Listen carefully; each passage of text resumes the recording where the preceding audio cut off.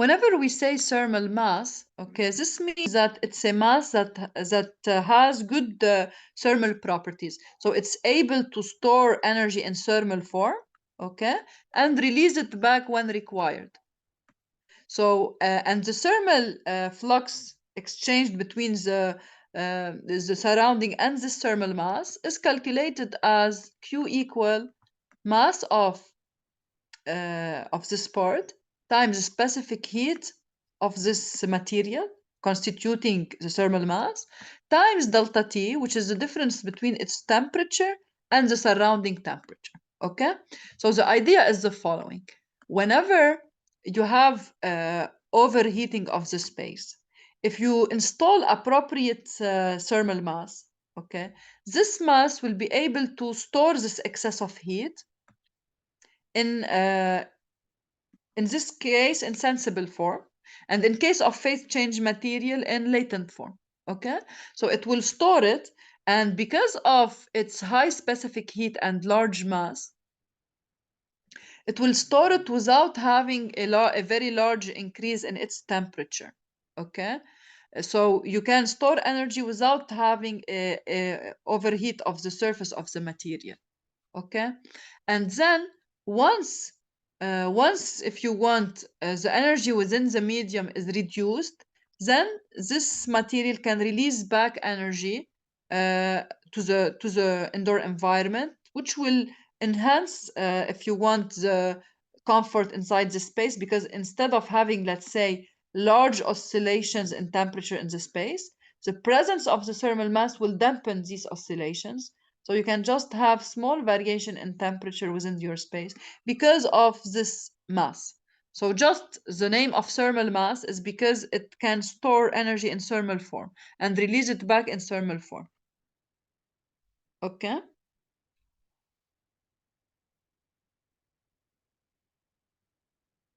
Any other question?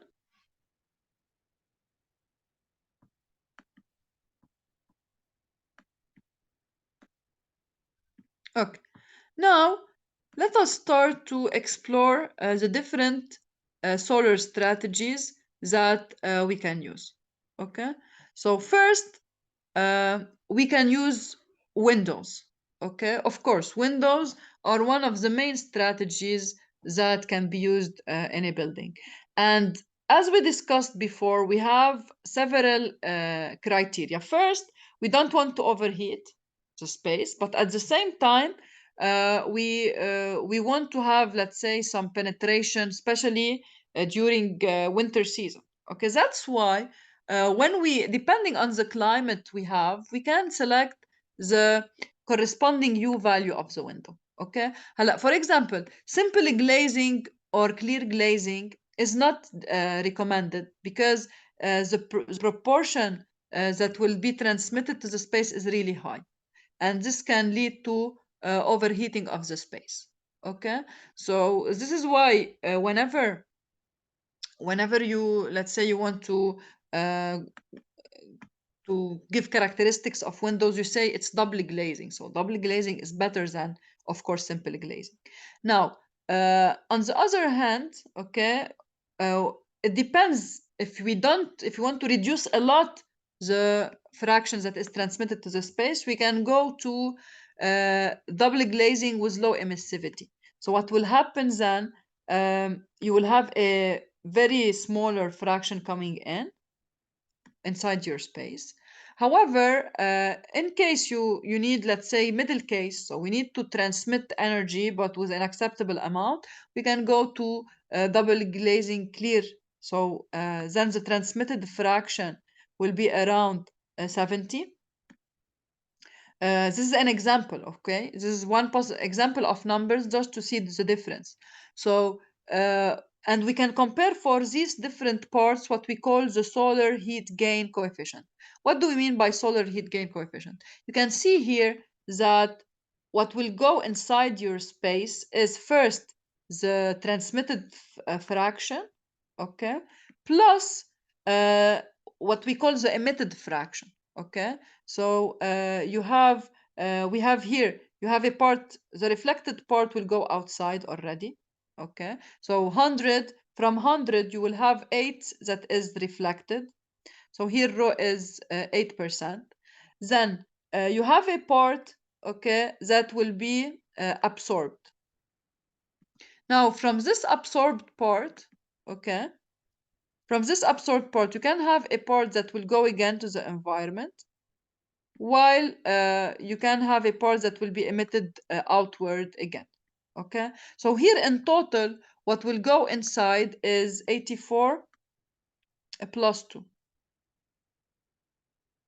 okay, which is 86. And then we can say that the solar heat gain coefficient is 86%. Now, on the other hand, if we compare now with the double glazing, we can see first for double glazing better reflective properties. So instead of reflecting just 8%, 13% is reflected. Okay. Now you have 70% that is transmitted, and it is much lower than the proportion in simple glazing because of the, if you want, in double glazing you have two layers of glazing and with some air in between to reduce, if you want, the flux that can be transmitted to the space.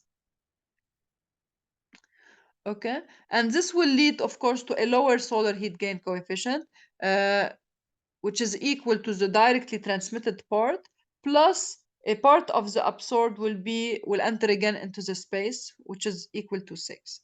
Now if we consider double glazing with low emissivity, okay, in case of double glazing with low emissivity you will have a much lower value that is penetrating your space. Okay, so it depends in which country you are. You can select the most convenient type of glazing.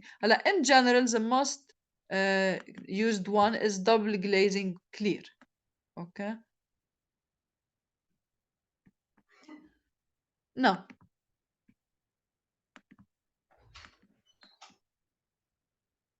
so whenever we want to design windows, we have first to consider the window sizing. So what is the percentage of the total area of the south-facing exterior wall? So we know that in general, the south face, as we discussed, is exposed to the sun in general for a large amount. So we should design what is the convenient percentage of windows to put on this facing area. Plus, we should study, of course, the window's orientation. So the greatest amount of energy is received through a window is when the sun is perpendicular to the window. That's why we can optimize the location of the window in order to have the required penetration inside the space. So when the sun is perpendicular to the window and 30 to 35 degrees above the horizon, this will give us the greatest amount of energy. So in case you want to have the maximum amount, you should place it in a way to satisfy this orientation. On the other hand, sometimes you don't desire to have a high percentage that is coming in your space, then you should avoid to have this orientation. So east and west facades receive maximum solar gain in the summer, while a south facade, south-facing surface receives its annual maximum in the late fall or winter. That's why, okay, because in general, south-facing surface receives the annual maximum in fall or winter where the solar energy is desired to penetrate in the space. This is why in general we try to maximize the size on this facade and reduce the size of windows on east and west facades.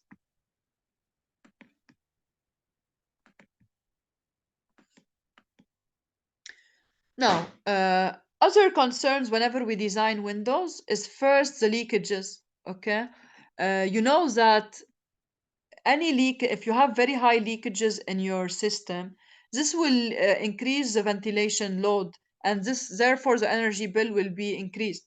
So whenever we talk about economical systems, we should try to reduce all sources of losses as much as possible.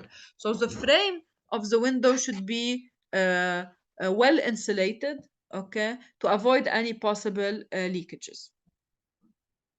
Now, another aspect of interest is shading. You know that shading can play a very important role because it can allow the sun to penetrate when needed and block it when not needed. So if we just look at this small figure, we can see that if we study the orientation of sun rays, we can see, for example, that during summer, the sun rays will be in this direction. And therefore, the presence of the shading will avoid penetration of the sun rays to the space. Okay. On the other hand, using the same shading in winter will have penetration because we know that the orientation of a sun is not the same in winter and summer. So we can select, if you want, the length of the shading and its angle in a way to block summer sun during the summer and to allow energy of the sun to penetrate during winter.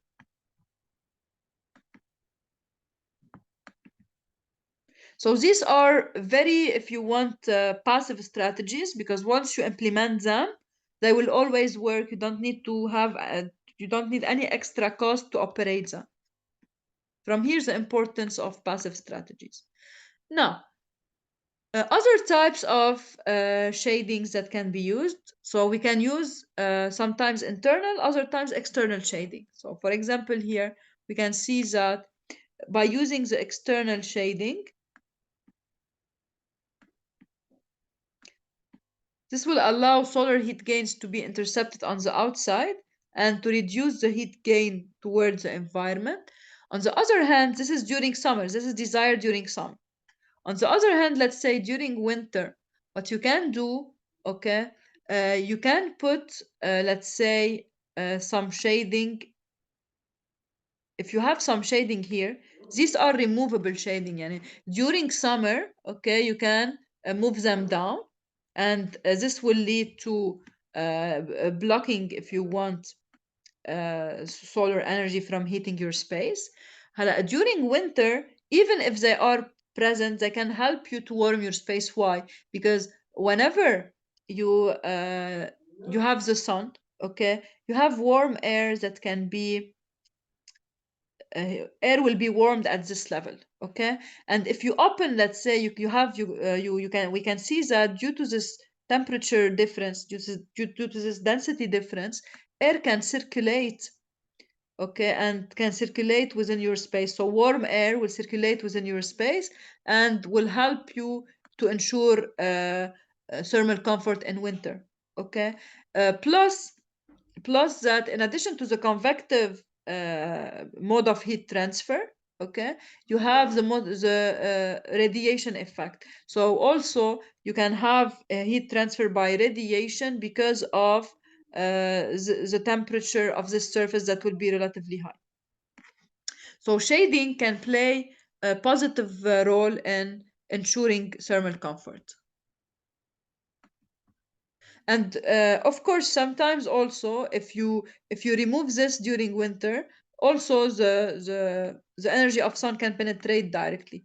But sometimes you can compare, and you can compare both strategies. Maybe if it's down, it can heat better because of the combined effect of convection and radiation.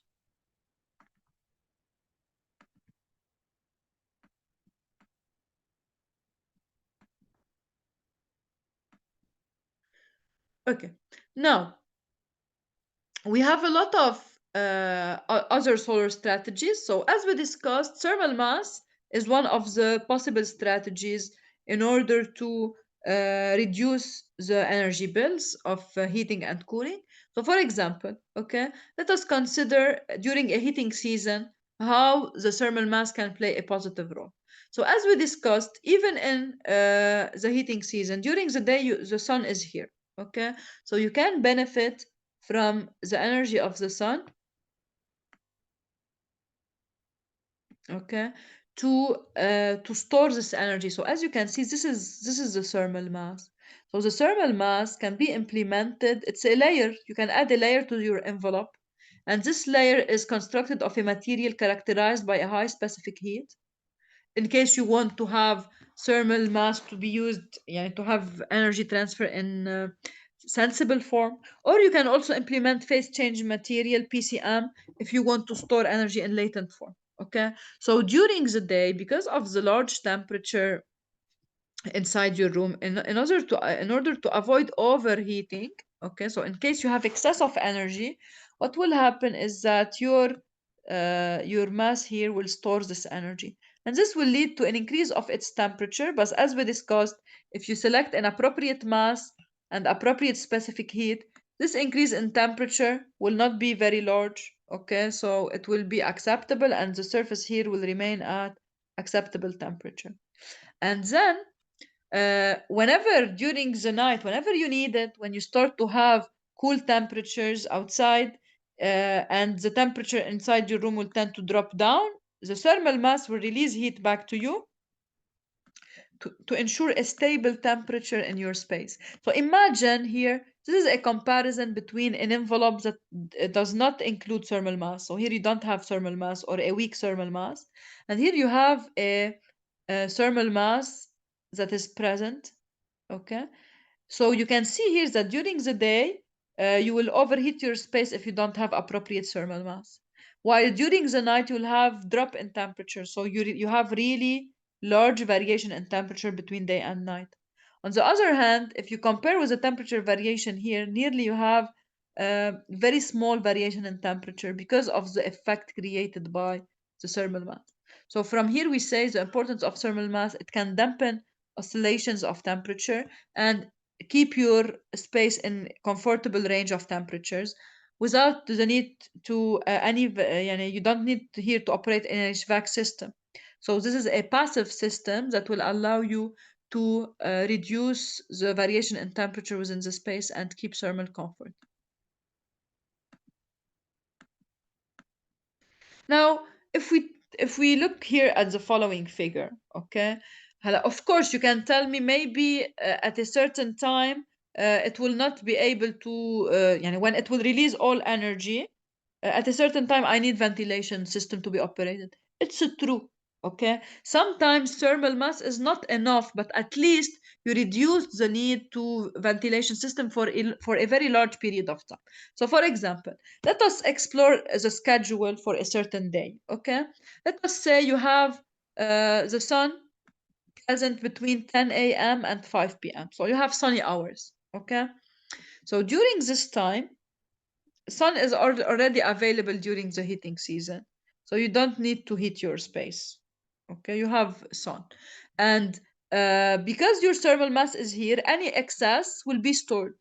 Okay, so now between, let's say, 5 and 11, what will happen is that you don't have the sun anymore, let's say, but you have that your thermal mass will release energy back to you. Okay, now after 11, the rate of release will decrease. And between 11 and 6:30 a.m., you have because you already used a high amount of energy, the rate of energy release will be reduced, and at a certain time it will stop. So let's say, for example, between 6:30 and 10 a.m., you don't have any more release of energy from the thermal mass. Okay, so just you need to operate your heating system between these hours, the morning hours. Okay, and in general, if you are sleeping, maybe you are comfortable in your bed, you might not even need this. Okay, so the thermal mass was able to reduce the need to operate the ventilation system for for long periods of time. That's why it will reduce a lot the energy, the electricity consumption.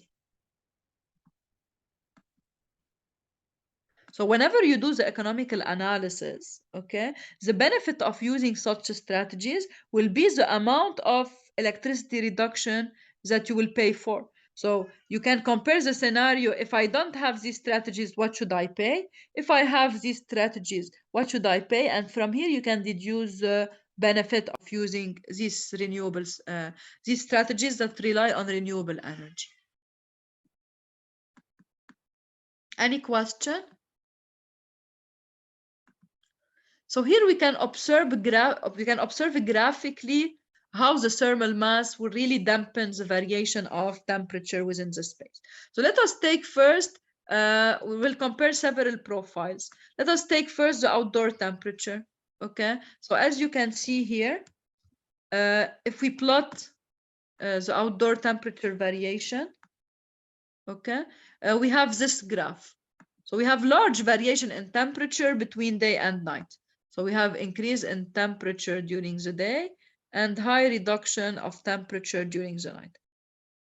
And of course, this is not good to have this profile within your room, because you know that we have a very narrow zone of comfort. So let's say the comfort zone is between, let's say, two temperatures, and you want to try to keep the temperature inside your space between in the comfortable zone. So if you don't have appropriate thermal mass, okay, or appropriate selection of materials for your envelope, you might exceed this zone of comfort. Okay, so let us say, for example, we are for the first type of building, we have a light timber frame building, so it's not characterized by good insulation. Okay, and we study the temperature variation. We can see that, of course, you will have you will not have as large variation as the outdoor temperature, but still, if your insulation is not very good, you will observe large variation in temperature within your indoor space. So still, this envelope is not very effective. I need to suggest other types. So I can study, for example, heavy building with external insulation. Whenever we say heavy, okay, this means that we are using material with high thermal mass capacity. Okay, so high mass and high specific heat, and with external insulation to reduce the heat transfer between inner and outer space. So as expected, when you do this, okay, this will reduce a lot. This will reduce a lot the variation of temperature within the space, and this will allow you to be in the range desired. So if you look at this graph in pink, it is within the blue zone, okay, which is the comfortable zone. Now, in case you want to reduce more the variation in temperature, you can use other strategies. For example, you can use heavy building set into and partially covered with earth. So this will reduce the exchange with the external environment. So we have a lot of possible strategies, and we can, each time we implement a new strategy, we can study the profile of temperature to make sure that it is comfortable. Plus, at the end, of course, we should compare economically all of these strategies. Yani, for example, maybe economically, let's say, okay, this is the best option on comfort because you have nearly stable temperature. But economically, if you compare maybe these two strategies, the heavy building with external insulation will cost you much less than the one covered with earth. So maybe you can say, okay, it's fine. At least I am ensuring comfortable temperatures while the cost is much lower. So I will go for this option. So we'll always compromise between the cost and the energy efficiency. So a larger thermal mass within a building can delay its response to heat sources, such as solar gains. This is what we call the thermal lag effect. What we mean by thermal lag effect is that we are, if you want, not following exactly the profile of outdoor temperature. We are getting we have lag with it. So as you can see here, with the first strategy, you already have a time lag effect plus the reduction in temperature variation. What we mean by lag effect, so if you look, for example, here at the increase of temperature, here the increase rate with time is lower. So you have a lag between the increase, if you want, in outdoor and indoor temperature.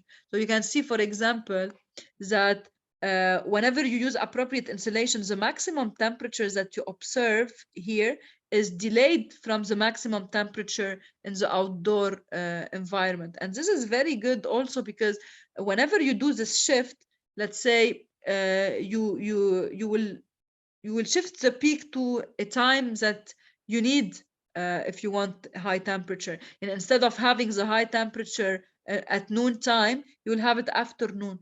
which is fine because afternoon I start to have, let's say, cooler temperature outside, and I need to preserve good temperature inside my space. So the lag effect is very interesting, and plus the effect of reduction, of course, of maximum temperatures due to thermal mass that can lead to thermal comfort within my space. Now, another important effect to study, as we discussed, is the landscape. Okay, so landscaping strategies can facilitate a lot passive heating by allowing solar heat gain during winter and provide shade during summer. You know that, for example, for trees, okay, let's say during winter, they will you will have trees without papers, so this will lead to penetration of sun in an easier way. However, during the summer with your green trees, you can ensure shading effects. So we can study, in this case, what should be the position of the building relative to street trees, or we can, if you want, put new trees around our home. So we can study street trees, street alignment, the use of landscape buffer zones in order to reduce heat transfer in spaces where it's not needed. We can create vegetated green roofs and walls. So this will also can be very effective, let's say in summer when you have a green roof. This will reduce the heat transmission from the roof to your space. Now, we have some limitations for these strategies. So first, we need enough space. They need maintenance and irrigation. And whenever we have high buildings, we have the problem of weight, wind, pressure, and irrigation. So not all of these strategies can be used for high buildings, but we can implement what is possible. So for example, in next slide, we can see that for a residential home, let's say, you have a lot of countries that are using vegetation on the walls, and this can be very efficient for, especially, of course, in summer. And as we discussed, in winter, it will not be green anymore, so it can allow again the penetration of heat.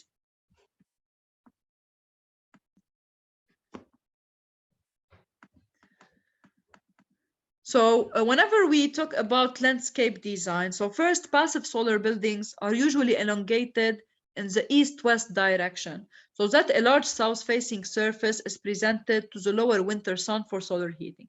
And already we have one recommendation is to have, whenever you want to design your building, you put the large facade on the south, okay, because you need to have a large exposure to the sun during winter.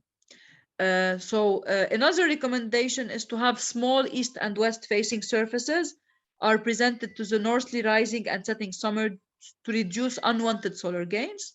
Another, if you want, recommendation whenever we are putting the design of the system of our building, when we decide on the landscape, is the aspect ratio. The aspect ratio represents the east-west dimension divided by north-south dimension, and it should be at least 5/3, and much larger values are appropriate for large dormitory-like structures in order to ensure the high exposure, as we mentioned during. So this is a number that can help you when you design. So they tell you it's better if you could exceed this ratio in order to have high exposure for the south face and lower exposure for the other faces where you don't desire the sun rays to penetrate your space. So in ideal cases, passive solar building should be no more than 2 zones deep in the north-south direction. And of course, this is not always possible, okay? But we can try as much as possible to respect this ratio, okay, in order to be on the safe side. And if possible to have it larger, we can do it without, of course, compromising the architecture, because you have sometimes some architecture issues that you should respect. So this is why during the design process, we said we should always have interaction between the engineer and the architect, etc., in order to come up with the ideal design.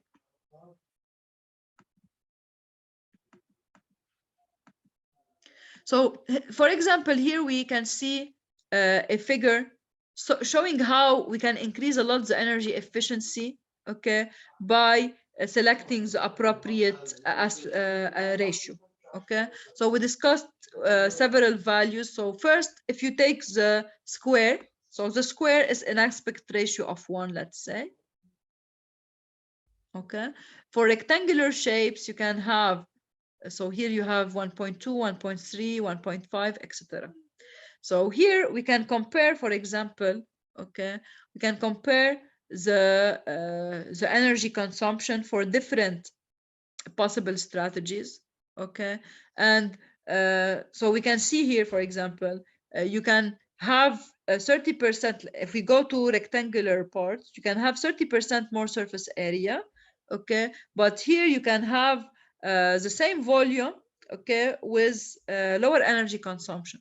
So you have several, if you want, criteria, not only the exposure. So exposure is one criteria, but another criteria is the ratio of volume to surface, okay, because sometimes it's you can ensure the same volume but is with a much smaller lateral area, and this can be good for reduction of heat losses. So whenever you want to study, uh, you should go over all of these issues, not only concentrate, let's say, on the exposure to south facade without considering other issues, as for example the volume. So we can compromise all of these aspects in order to have the best design. Okay, so you can say maybe the square can be the better option, let's say, for reduction of heat losses, but on the other hand, if we increase the area of the surface facing south, we can benefit more from solar energy. So we can have, let's say, a study to show which aspect ratio will be, if you want, the most effective for both to tackle both issues. Okay, so for example here we can see a small study on the number of kilowatt hour that is consumed for different buildings. Okay, and from here we can select the appropriate scenario. And here we are talking about the height. Okay, we are talking also about the height of the building. So if we increase a lot the height, this might lead to bad results. Okay, because in this case we'll have lower volume despite having a larger surface area. Okay, so from here, by doing an economical analysis, we can select the optimal scenario of the design.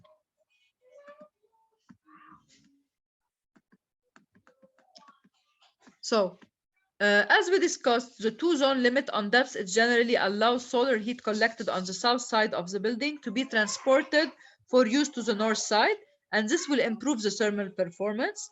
Now, orientations that depart from the true south by up to 30 degrees are permissible.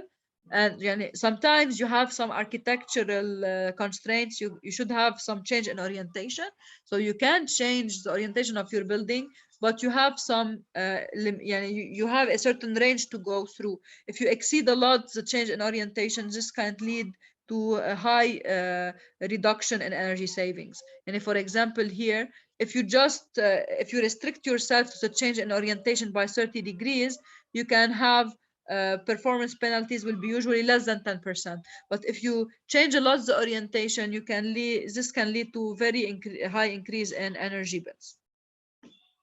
So this is why, okay, we should try to, as much as possible, to abide with regulations. Okay.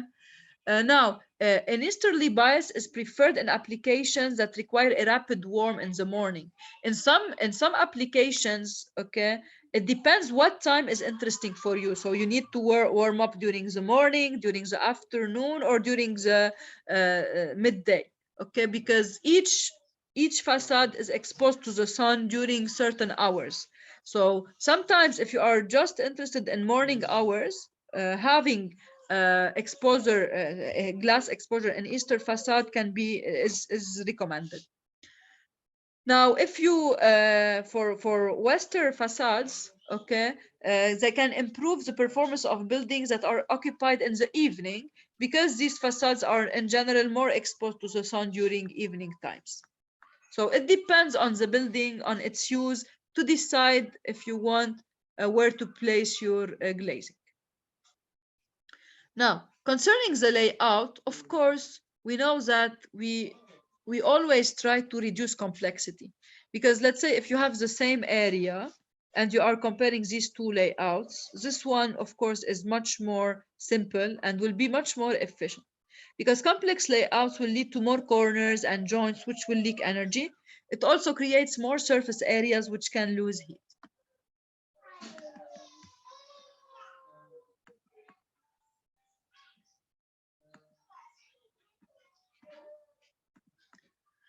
Now, some recommendations for placement of windows. So windows not facing south should be kept small while complying with local building codes. Particularly in the colder climates, it is best to place most of the non-south window area on the east or west side of the building to take advantage of winter solar gains available during the early morning and late afternoon.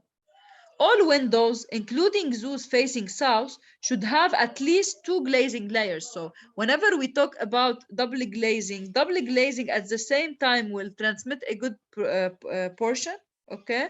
While if you want avoiding overheating of the space. So, and in the harsh and very harsh regions, we can use triple or even quadruple glazing should be considered. So in case you have, let's say, extreme climates, you don't have a lot of sunny hours, then you need to reduce a lot if you want the exchange of heat between the inner and outer environment because you don't want to have loss of heat from your room. And this in this case, you can go to triple or even quadruple glazing. But in case you have climates like in Lebanon, so you don't have a lot of extremes in seasons, then you can go to the two glazing layer because it will allow a certain proportion to be transmitted that is acceptable in both in all seasons. Now, in case of warm climates, drapes or better still, movable opaque covers or shades are recommended to be used. So, especially in case of warmer climates, shading can play a good effect because it will prevent unwanted sunlight from entering the windows during the summer, and at the same time during winter by appropriate design it can allow the sun rays to enter the space. So this is what we were for example, here we can discuss vegetation, okay, vegetation strategies. So as we discussed, during the summer, the green trees will play a shading effect and will reduce the transmission of heat towards the building.